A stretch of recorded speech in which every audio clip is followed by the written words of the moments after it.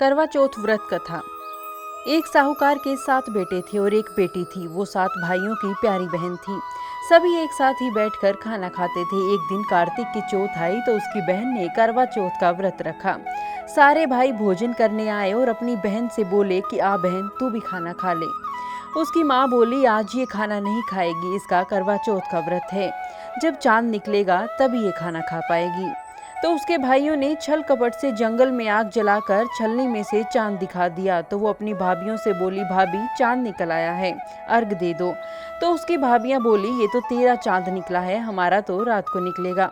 ये सुनकर भाइयों के कहने पर उसने चांद को अर्घ दे दिया और खाना खाने बैठ गई। पहला टुकड़ा तोड़ा, बाल निकला। दूसरा टुकड़ा तोड़ा, छींक मारी। तीसरा टुकड़ा तोड़ने के लिए जैसे ही बैठी, राजा के घर से बुलावा आ गया कि राजा का लड़का बीमार है, जल्दी भेजो। माँ ने लड़की के पहनने के लिए 3 बार संदूक खोला। तीनों बार सफेद रंग की ही साड़ी निकली और माँ ने लड़की के पल्ले में एक सोने का सिक्का डाल दिया और बोली, रास्ते में जो भी मिले पैर पड़ती जाना, जो तुझे सुहाग का आशीष दे उसे सोने का सिक्का दे देना और पल्ले को गांठ लगा लेना। जब उसे रास्ते में जो कोई भी मिला सबके पैर पड़ी, पर किसी ने भी सुहाग का आशीष नहीं दिया। अब वो ससुराल में आई तो दरवाजे पर छोटी ननद खड़ी थी। वो उसके पैर पड़ी तो ननद बोली, सीली हो सपूती हो, 7 बेटों की माँ हो, मेरे भाई का सुख देख। अब उसने सोने का सिक्का ननद को देकर पल्ले में गांठ मार ली। इसके बाद वो अंदर आई। आकर देखा कि उसका पति मरा पड़ा था। अब वो उसे लेकर एक कोठरी में पड़ी रही। 1 साल तक उसकी सेवा की। उसकी सास बांदी के साथ बची कुची रोटी भेज देती। इस प्रकार उसने 1 साल तक अपने पति की सेवा की। साल भर बाद करवा चौथ का व्रत आया। सारी पड़ोसनों ने नहा धोकर करवा चौथ का व्रत रखा। सबने सिर धोकर हाथों में मेहंदी लगाई, चूड़ियां पहनी। वो सब कुछ देखती रही। एक पड़ोसन ने कहा कि तू भी करवा चौथ का व्रत रख ले। तब वो बोली कि मैं कैसे कर सकती हूँ।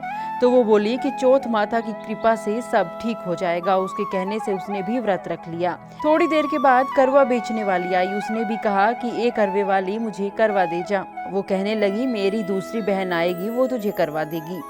इस तरह 5 बहनें आकर चली गई, पर किसी ने भी उसे करवा नहीं दिया। फिर छठी बहन आई तो वो भी बोली कि मेरी 7वीं बहन आएगी और वो तुझे करवा देगी, बस तू रास्ते में कांटे बिखेर कर रख देना। जब भी खूब चिल्लाते हुए आएगी तो उसके पैर में कांटे चुभ जाएंगे, तब तू सुई लेकर बैठ जाना और उसके पैर पकड़कर छोड़ना मत और उसके पैर से कांटे निकाल देना। तो वो तुझे आशीर्वाद देगी, भाई जियो साईं जियो। जब वो तुम्हें आशीर्वाद देगी तो तुम उसे करवा मांग लेना, तब वो तुझे करवा देकर जाएगी। फिर तू उज्मन करना और उससे तेरा पति ठीक हो जाएगा। तब उसने वैसा ही किया। सारे रास्ते में कांटे बिछा दिए और जब करवे वाली करवा लेकर आई तो उसके पैरों में कांटे चुभ गए। उसके बाद उसने करवे वाली के पैर पकड़कर कांटा निकाल दिया तो उसने आशीर्वाद दिया। तब वो बोली कि तूने मुझे आशीर्वाद दिया तो करवे भी देकर जा। तो वो बोली कि तूने तो मुझे ठग लिया है। यह कहकर उसने उसे करवा दे दिया। अब वो करवा लेकर उसने उज्मन की तैयारी की, व्रत रखा। राजा का लड़का भी ठीक हो गया और बोला कि मैं बहुत सोया हूँ।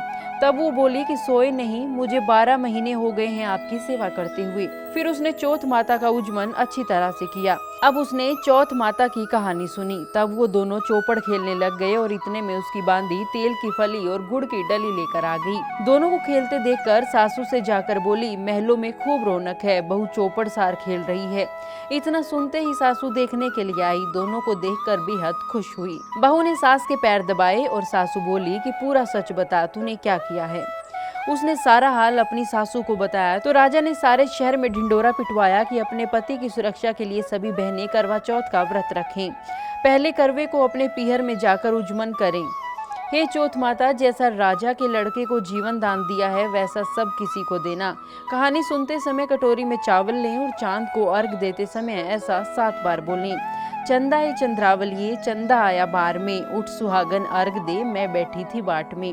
काहे का तेरा कंडला, काहे का तेरा हार, सोने का तेरा कंडला, जग ज्योतियन का हार। कहाँ बसे तेरा पेवड़ा, कहाँ बसे ससुराल, आम तवे मेरा पेवड़ा, नीम तले ससुराल।